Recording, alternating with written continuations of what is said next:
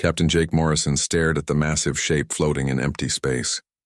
In 15 years of finding and selling old ships, he had never seen anything like this. The ship was huge, maybe 3 times bigger than any human ship he knew. Its dark metal hull was covered with small holes and scratches from hundreds of years floating through space. "What do you think, Katie?" Morrison asked his chief engineer. Katie Barnes was the best engineer he had ever worked with. She could fix anything and make old ships work like new. Katie looked at her computer screen and frowned. "The metal is nothing like what we use. Whoever built this had technology we don't understand." Morrison nodded. The ship looked completely dead. No lights, no power, no signals. According to their computer, it had been floating here for at least 400 years, slowly spinning through the darkness like a metal ghost. "Sam, are we allowed to take this?" Morrison called to his navigator. Sam Phillips was smart about laws and rules. He knew what they could and could not do legally. Sam checked his tablet. "We are in space that nobody owns, Captain. We can claim it if we fill out the right papers." Dr. Lisa Carter was excited. She studied old alien things for a living. "Captain, this could be the most important find ever. The first whole alien ship we have found." Morrison made his choice. "Get the small ship ready. We are going inside." The airlock opened to show hallways much bigger than human ones. Whoever built this ship was tall, maybe 9 feet. They liked curved walls instead of straight ones like humans used. Some emergency lights still worked, powered by systems that had somehow kept working for hundreds of years. "The main power is completely dead," Katie said as she touched the alien controls. "But the basic systems still work. It's like they just left one day." In what looked like the command center, they found their first clues. Computer screens still worked, showing maps of space divided into different areas marked with alien writing. One part, colored red, showed human space as a tiny group of stars marked with symbols that Dr. Carter said meant primitive and growing threat. "They knew about us," she whispered. "Even 400 years ago, they saw us as dangerous." Morrison felt a chill. This ship was bigger and more advanced than anything humans had built. If its builders thought humans were a threat 400 years ago, what did that mean? They explored more of the ship. The engineering section was incredible. Machines Morrison did not understand filled rooms the size of warehouses. The weapon systems were beyond anything human military had dreamed of. Even dead and powerless, the ship felt dangerous. Katie found something interesting in the engine room. "Jake, look at this. The power system is designed to work around damage. It can fix itself. No wonder some things still work after all this time." Dr. Carter was busy in what looked like a library. Alien symbols covered the walls and computer screens showed pictures and text. "I think I can translate some of this. Give me time, and I might be able to read their records." Sam was checking the ship's position and making sure they followed salvage laws. "Captain, I filed our claim. This ship is legally ours now, but word will get out soon. Other people might want it." Morrison knew Sam was right. A find this big would attract attention. Governments, military, maybe even aliens who were still alive. They needed to work fast. Over the next few days, they moved their supplies onto the big ship. Katie started trying to understand the alien technology. Dr. Carter worked on translating the alien language. Sam made sure their legal claim was strong. Morrison walked through the empty hallways and thought about what they had found. This was not just an old ship. It was proof that humans were not alone. It was also proof that other species had been watching them for a long time. In one room, they found what looked like alien bodies. They were tall and thin, with long arms and fingers. They had been dead for centuries, turned to dust and bones. Dr. Carter studied them carefully. "They were warriors," she said. "Look at their armor and weapons." This was a warship. Katie made another discovery in the computer systems. "Jake, I think I know why they left." The ship's logs show they got an emergency message. Something about their home being attacked. They left in a hurry. Morrison felt sorry for the dead aliens. They had left their powerful ship to save their people, and now both the ship and its builders were gone. But that also meant the ship was truly abandoned. Nobody was coming back for it. As the days passed, Morrison began to see possibilities. The ship was damaged and old, but its basic structure was incredibly strong. With human technology and Katie's skills, maybe they could make it work again. But there were problems. The alien technology was too different from human systems. They could not just turn it on and use it. They would need to replace almost everything inside with human equipment. It would take months, Katie said when Morrison asked if it was possible. maybe years, and we would need a lot of help and money. Morrison looked around at his small crew, 4 people who had started the day looking for scrap metal to sell. Now they owned the most advanced ship ever found by humans. The question was, what should they do with it? That night, Morrison could not sleep.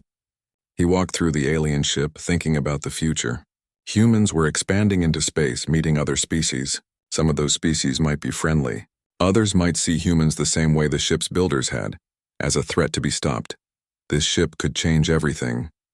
In human hands, with human technology, it could become the most powerful weapon in known space. But it could also make enemies. Aliens who were still alive might not want humans to have such a powerful ship. Morrison made his decision. They would try to fix the ship and make it work. They would take what the aliens had left behind and make it their own. It was risky, but Morrison had been taking risks his whole life. He just hoped they could finish the work before someone tried to stop them. 3 months after finding the alien ship, Morrison's crew had made it their home. They called it the Resurrection, and slowly, piece by piece, Katie Barnes was bringing it back to life. "The power system is amazing," she told Morrison as they walked through the engineering section. "It can send power around broken parts automatically. That's why some systems still work after all these years." The big discovery came when Dr. Carter finally broke the alien computer codes. The ship belonged to a race called the HFY, proud warriors who had ruled this part of space for thousands of years. The ship was called the Shadowbane, left behind not because it was broken but because their empire had fallen apart in a civil war. "Look at these weapon plans," said Ryan Cole, their newest crew member. Morrison had hired him because he used to build weapons for the military. Plasma guns that could destroy planets, shields that could survive a star exploding. This ship was built to fight entire fleets alone. But the HFY technology was too different from human systems. Where they used crystal computers and living circuits, humans used metal and electricity. Every time they tried to turn on the alien weapons, nothing happened. "We need to think differently," Katie said during one of their evening meetings. "Instead of trying to use their technology, what if we replace it with our own?" The idea was crazy. Take out all the alien technology and put in human systems, using the superior HFY hull as a base. It would take months, maybe years, but the result could be incredible. Morrison looked around at his small crew. "We're talking about building the most powerful warship humans have ever made. Do we have the right to make that choice?" The answer came 3 weeks later when a patrol ship arrived to check their salvage claim. It belonged to the Galactic HFY, a group of 12 advanced alien species that saw humans as a young race that needed to be controlled. Commander Zixtal spoke to them through their radio, his words translated by machine into cold, emotionless English. "Humans, you will give us this ship now. It has technology you cannot understand and is dangerous to galactic peace." Morrison's answer was typically human. "File a complaint. We're in unclaimed space with a legal salvage claim. Your laws mean nothing here, primitive. You have 1 day to obey." That night, Morrison called his crew together. They're going to take it anyway. The question is, do we let them? Katie had been working non-stop to install human power systems throughout the ship. The main reactors are coming online. We have about 60% power to important systems. Ryan Cole had managed to put 6 human torpedo launchers where the HFY energy weapons used to be. They were not as powerful as the original weapons, but they worked. "Weapons are ready, Captain. Not pretty, but they'll shoot." Dr. Carter had found something unexpected in the HFY military records. They fight like old-fashioned navies. Honor duels, formation flying, predictable moves. Humans fight dirty. Sam Phillips had been working on the ship's engines, somehow connecting human faster-than-light drives with the HFY propulsion system. "She won't win any races, but she'll move. And Captain, this hull is incredibly strong. We could ram through a space station." Morrison felt the weight of command. They had 24 hours before the aliens came back with more ships and bigger guns. His small crew had done the impossible, bringing a dead alien ship back to life with human technology and determination. But they were still just 4 people in a ship they barely understood, facing an enemy with thousands of years of experience and technology. The smart thing would be to surrender, hand over the ship, and go back to their old lives. Morrison had never been accused of being smart. "All right, people. They want our ship. They think we're too primitive to deserve it. Let's show them what humans do with other people's leftovers." The crew spent their last day making final preparations. Katie worked on the power systems, trying to squeeze every bit of energy from the human reactors. Ryan checked and rechecked the weapons, making sure every torpedo was ready to fire. Dr. Carter studied HFY battle tactics, looking for weaknesses they could exploit. Sam plotted courses and escape routes, preparing for every possibility. Morrison walked through the ship, thinking about what they were about to do. The resurrection was a mixture of alien engineering and human stubbornness. The hull was HFY, built to survive anything the galaxy could throw at it. The weapons were human, crude but effective. The power systems were a hybrid that should not work but somehow did. It was, Morrison realized, a perfect symbol of humanity itself. They took what others had discarded, fixed it with whatever they had available, and made it work through sheer determination. As the deadline approached, Morrison stood on the bridge that had once belonged to a HFY commander. The alien had probably been a great warrior, leading battles across the galaxy. Now Morrison, a simple salvage captain, sat in that same chair preparing to fight for humanity's right to exist among the stars. "Captain," Sam called from his station, "long-range sensors are picking up ships approaching. 3 vessels moving fast." Morrison nodded. The hegemony was coming just as they had promised. Soon they would learn what happened when someone tried to take something away from humans who had decided to keep it. "All hands battle stations," Morrison announced over the ship's communication system. "This is it, people. They want to take our ship because they think we don't deserve it. Let's show them they're wrong." The alien ship that had been left to rust in empty space was about to become the deadliest ship alive, not because of its original weapons or technology, but because of the humans who had claimed it and made it their own.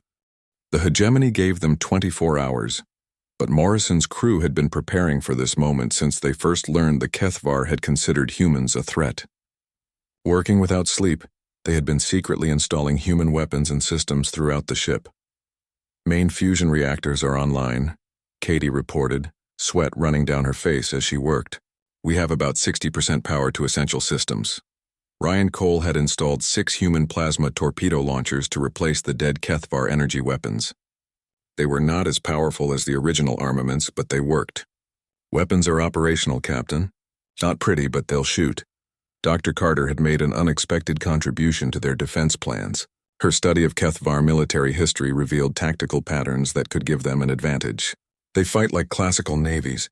Honor duels, formation flying, predictable maneuvers. Humans fight dirty. Sam Phillips had managed to get the ship's engines working by connecting human faster-than-light drives with the HFY propulsion system. She won't win any races, but she'll move. And Captain, the structural strength is incredible. This hull could ram through a battleship. When the deadline ended, 3 hegemony warships appeared in space around them. 2 destroyers and 1 heavy cruiser. They were beautiful ships, sleek and elegant, representing thousands of years of technological advancement. Against them, the resurrection looked like exactly what it was, a jury-rigged hybrid held together by human stubbornness and spare parts. "Unknown vessel, you have violated hegemony directives. Prepare to be boarded," came the transmission from the lead cruiser. Morrison opened a channel to his crew throughout the ship. "All hands, this is the captain. They want to take our ship. They think we're too primitive to deserve it. Let's show them what humans do with other people's leftovers." The first shots came from the hegemony destroyers, precisely aimed energy beams designed to disable rather than destroy. They struck the resurrection shields, which flickered but held. The HFY shield generators, powered by human fusion reactors and controlled by human computers, absorbed the impact and spread the energy across the hull. Morrison's response was distinctly human. Instead of engaging in a long-range duel like the aliens expected, he ordered Sam to ram the nearest destroyer. The hegemony captain's shock was clear over the communication channel, as the massive bulk of the resurrection, its shields blazing, smashed through the destroyer's elegant hull like a hammer through glass. The destroyer broke apart, its crew probably never imagining that anyone would use a capital ship as a battering ram. The other hegemony ships backed away, suddenly uncertain. This was not how civilized species fought wars. "Target the cruiser," Morrison ordered. "All torpedoes." 6 plasma torpedoes streaked across space toward the heavy cruiser. The alien ship's defensive systems destroyed 4 of them, but 2 got through, punching holes in the cruiser's hull and causing explosions inside. The second destroyer tried to circle around behind the resurrection, but Morrison had learned something important from Dr. Carter's research. The Kethvar had built their ships to fight multiple enemies at once. The Resurrection could fire in all directions. Ryan, can you get those rear torpedo launchers working? Give me 30 seconds, Captain. The destroyer was lining up for a killing shot when 2 more human torpedoes slammed into its side.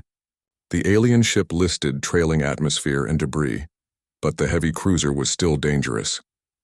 It had more firepower than the Resurrection, and its captain was learning that humans did not follow normal combat rules. Energy beams lashed out, hitting the Resurrection's shields again and again. Shields at 40%, Katie reported. They're holding, but not for long.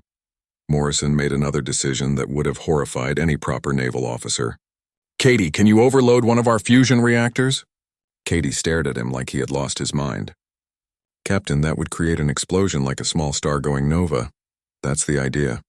How long? Give me 5 minutes to bypass the safety systems. The heavy cruiser continued its attack, methodically wearing down the Resurrection shields. Its captain probably thought he had the situation under control.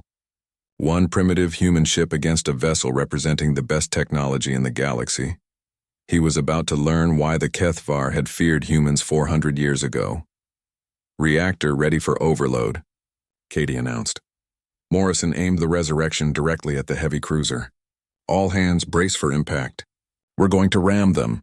The alien captain's panic was evident in his frantic communications to his remaining destroyer.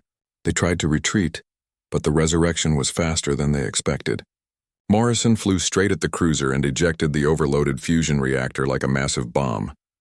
The explosion lit up the empty space like a second sun. The heavy cruiser simply vanished in the nuclear fire. The remaining destroyer, damaged and leaking atmosphere, jumped to faster-than-light speed and fled.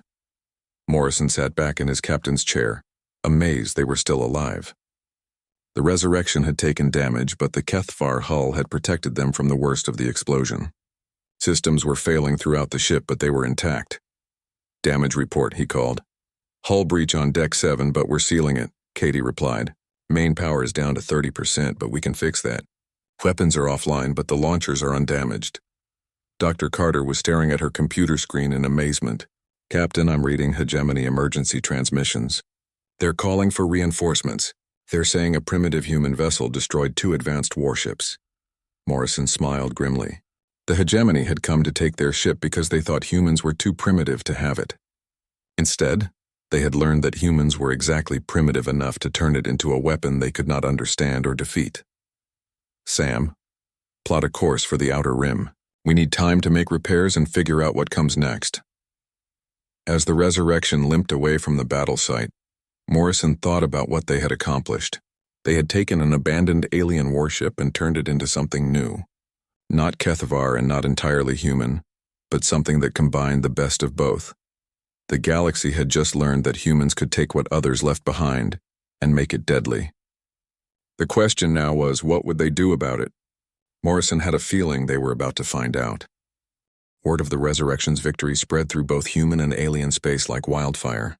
A human crew in a salvaged alien ship had destroyed 2 hegemony warships and forced a third to retreat. The political implications were staggering. Within weeks, Morrison found his small salvage crew at the center of a much larger conflict. The human colonial authority wanted to claim the ship for their navy. The hegemony had declared the Resurrection and its crew to be pirates and terrorists. Several other alien species were suddenly very interested in what the primitive humans had accomplished. We've got company, Sam Phillips announced from the bridge as they hid in an asteroid belt of an uninhabited system. Long-range sensors show a hegemony battle group approaching. 5 ships, including a battlecruiser. Morrison studied the tactical display. They had spent the past month upgrading the Resurrection with more human technology. Katie Barnes had somehow managed to install 12 additional torpedo launchers and had improved the shield generators. Ryan Cole had added human point defense systems throughout the ship, but they were still vastly outnumbered. They're not coming to arrest us, Dr. Carter observed, studying the hegemony formation. That's a hunter-killer group. They're coming to destroy us. The battle group consisted of the battlecruiser Dominance and 4 heavy destroyers. Each ship alone had more firepower than the original Resurrection. Together, they represented enough weapons to destroy a planet. But Morrison and his crew had learned something important in their first battle. The hegemony fought like a classical navy, With predictable tactics and honorable engagement rules, humans had no such restrictions. Katie, can you overload one of our fusion reactors again? Katie looked at him like he had lost his mind. Captain, that would create an explosion equivalent to a small star going nova. That's the idea. How long would it take to set up? Give me 30 minutes to rig the containment system. The hegemony battle group approached in perfect formation. The battlecruiser in the center with destroyers arranged in a protective screen. It was textbook fleet engagement doctrine, elegant and effective against conventional opponents. The Resurrection emerged from the asteroid field like a scarred predator. Its mismatched hull plating and obvious jury-rigged modifications made it look more like a mobile junkyard than a warship. The hegemony commander's contempt was evident in his transmission.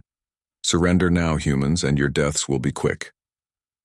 Morrison's response was to launch every torpedo the ship carried. 48 human plasma torpedoes streaked toward the hegemony formation, like a swarm of angry insects. The aliens' defensive systems destroyed most of them, but the sheer number overwhelmed their targeting computers. While the hegemony ships were distracted by the torpedo barrage, Morrison executed the most reckless maneuver in naval history. He flew the Resurrection directly at the battlecruiser and ejected the overloaded fusion reactor like a massive bomb. The explosion lit up the system like a second sun. When the light faded, the battlecruiser was gone, vaporized in nuclear fire. 2 of the destroyers were heavily damaged, trailing debris and atmosphere. The remaining ships retreated to a safe distance, suddenly uncertain. Hull temperature is critical, Katie reported. We're too close to our own explosion. Morrison ordered Sam to retreat behind a large asteroid while they cooled down and assessed damage. The Resurrection had survived its own weapon, but just barely. The Kethvar hull had protected them, but systems were failing throughout the ship. They're regrouping, Dr. Carter announced, watching the remaining hegemony ships. 2 destroyers are still combat capable. They're calling for reinforcements. Morrison knew they could not fight another battle immediately. The ship needed repairs and they were running low on torpedoes. But retreating would just delay the inevitable. The hegemony would keep sending ships until they were destroyed. Ryan, how many torpedoes do we have left? 12, Captain. And the number 3 launcher is jammed. Morrison studied the tactical display, thinking about their options. The asteroid field was large, full of rocks big enough to hide a ship. The hegemony vessels were faster and more maneuverable, but they were also predictable. Sam, can you plot a course through the densest part of the asteroid field? It would be dangerous, Captain. One collision could destroy us, less dangerous than staying here. Do it. The Resurrection plunged deeper into the asteroid field, using the rocky cover to avoid the hegemony sensors. The alien ships followed, but cautiously. They were not designed for this kind of close-quarters maneuvering. Morrison had Katie shut down all non-essential systems to reduce their energy signature.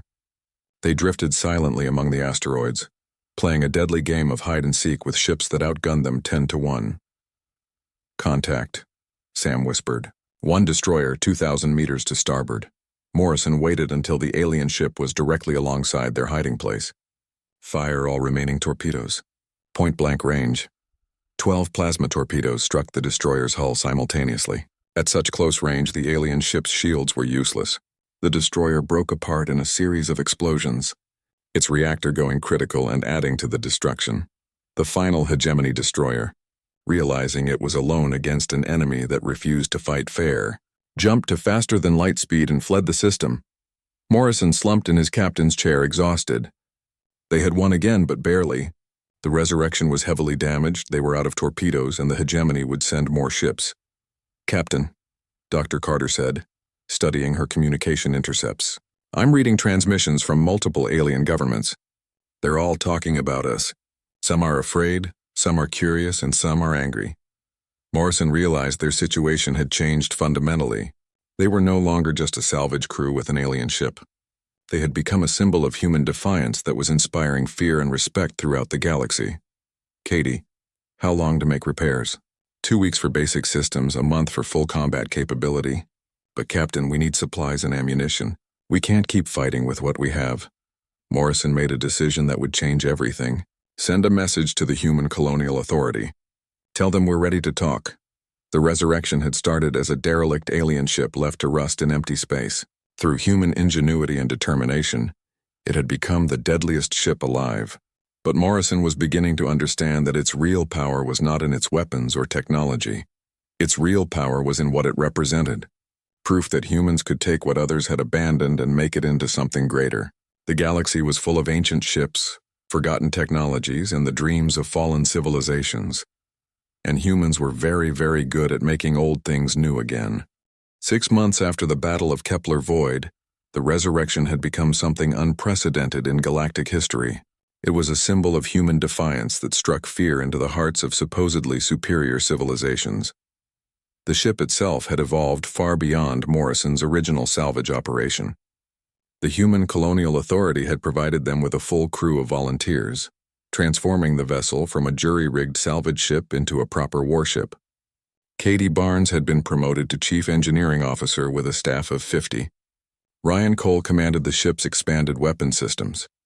Dr. Carter led a team of researchers who continued to unlock Kethver secrets. But the real change was in what the ship represented.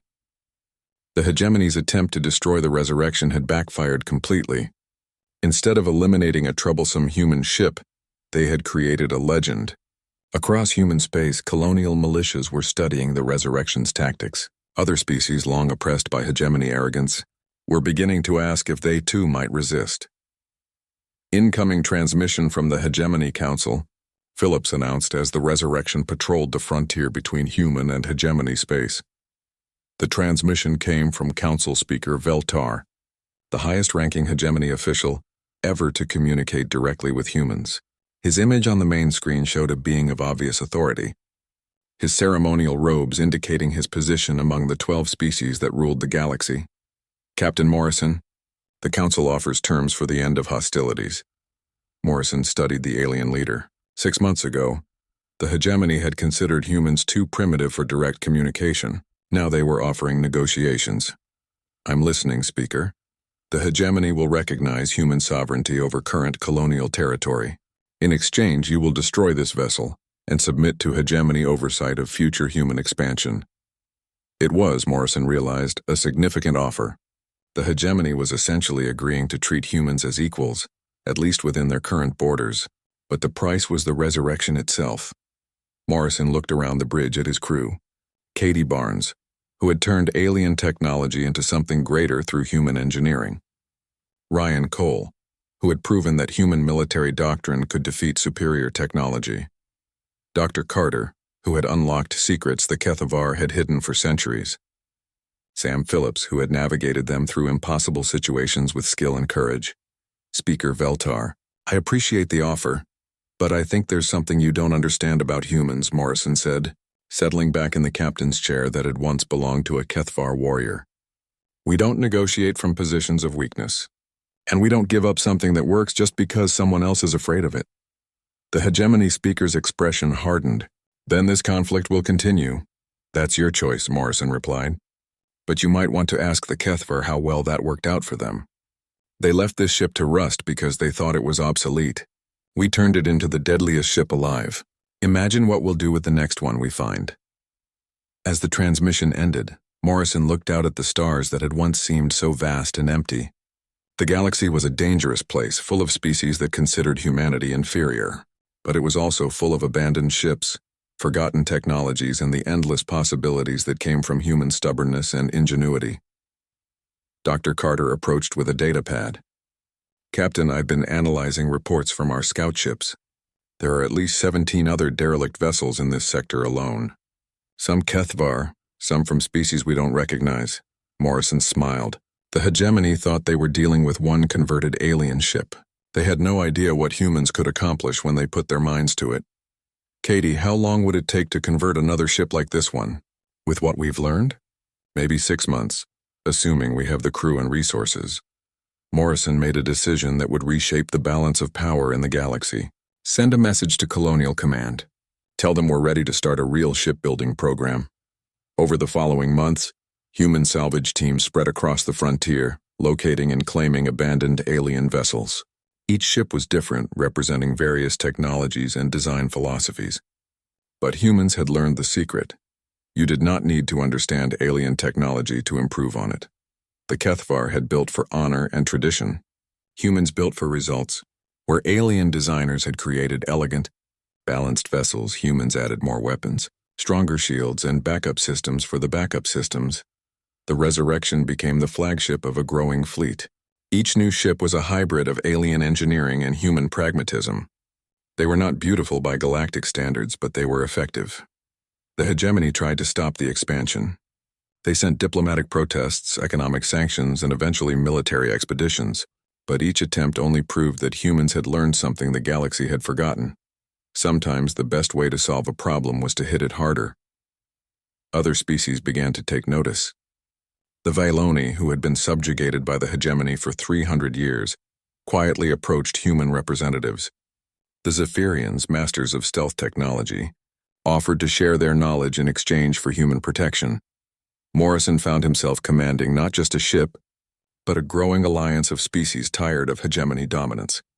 The Resurrection had become the symbol of resistance, proof that superior technology could be defeated by superior determination. "Captain," Sam called from his station, "long-range communications is picking up a transmission from the Galactic Core. It's addressed to you personally." The message was from an unknown species transmitted from the oldest part of the galaxy. The beings called themselves the Architects, and they claimed to have been watching human expansion with great interest. "We have seen species rise and fall for millions of years," the message began. "Most follow predictable patterns. They develop technology, expand their territory, and eventually stagnate or destroy themselves. Humans are different. You take what others have discarded and make it better. You solve problems by refusing to accept that they cannot be solved." Morrison felt a chill as he listened to the message. These beings had been alive when the Kethvar were at their peak. They had watched empires rise and fall while humanity was still learning to make fire. "We offer you a choice," the message continued. "Join us in the Galactic Core, and we will share technologies beyond your current understanding. Or continue your expansion, and we will watch with interest to see how far you can go." Morrison looked around at his crew, then out at the stars that no longer seemed empty. The galaxy was full of ancient secrets, abandoned technologies, and species that had given up their dreams. But it was also full of possibilities for those willing to work for them. "Send a reply," Morrison told Sam. "Tell them we appreciate the offer, but humans prefer to make their own way. We'll take what the galaxy has left behind and turn it into something new." The Resurrection continued its patrol of the frontier, no longer alone. Around it flew a dozen other converted alien ships, each one a testament to human ingenuity.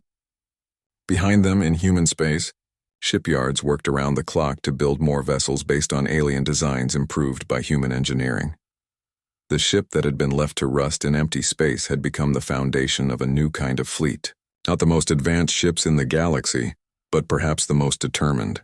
And in a universe full of ancient civilizations that had forgotten how to dream, sometimes determination was enough. Morrison settled back in his captain's chair and smiled. The galaxy was about to learn what humans could do when they really put their minds to it, and it all started with one abandoned ship and the stubborn refusal to let it stay dead.